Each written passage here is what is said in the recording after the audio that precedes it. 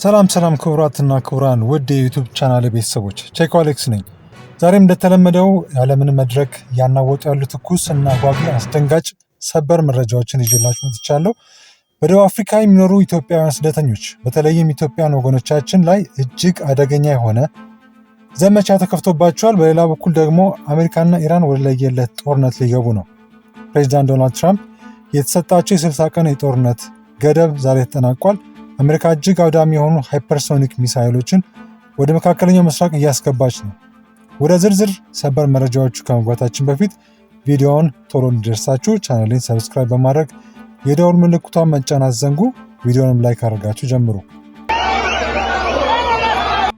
ነገሩ እንዲህ ነው ቤተሰቦች።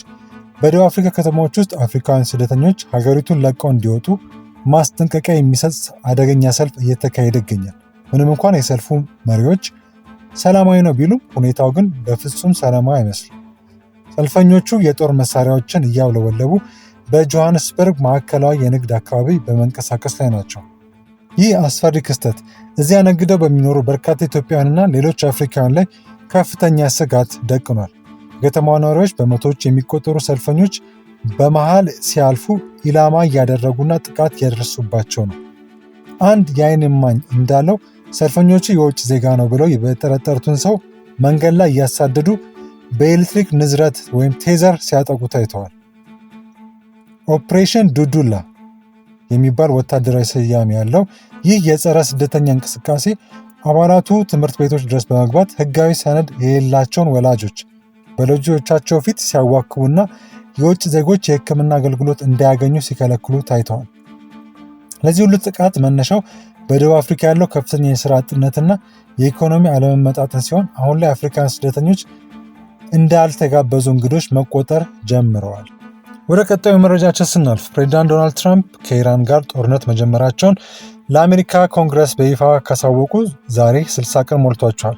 ከቪየትናም ጦርነት ጊዜ ጀምሮ በቆየው ሕግ መሰረት ፕሬዚዳንቱ በዚህ ጊዜ ውስጥ የአሜሪካን ጦር ማስወጣት ወይም ጦርነቱን ለመቀጠል ከኮንግረሱ ማረጋገጫ ማግኘት አለባቸው። ነገር ግን ትራምፕ ወደ ኋላ የሚሉ አይመስሉም። እንዲሁም የአሜሪካ ማዕከላዊ እዝ ወደ መካከለኛው ምስራቅ ሃይፐርሶኒክ ሚሳይሎችን እንዲልክ ጥያቄ አቅርቧል። እስራኤል ውስጥ ጦርነቱ እንዲመለስ የሚጠይቁ ድምፆች እየበረቱ ሲሆን ባለፉት ጥቂት ቀናት ውስጥ ብቻ 6500 ቶን የሚመዝኑ የጦር መሳሪያዎች ወደ እስራኤል ገብቷል። በተጨማሪ በደርዘን የሚቆጠሩ የአሜሪካ ነዳጅ ጫኝ ቦቴዎች በቴል አቪቭ ቤንጉሪዮን አውሮፕላን ማረፊያ ቆመው ይገኛሉ።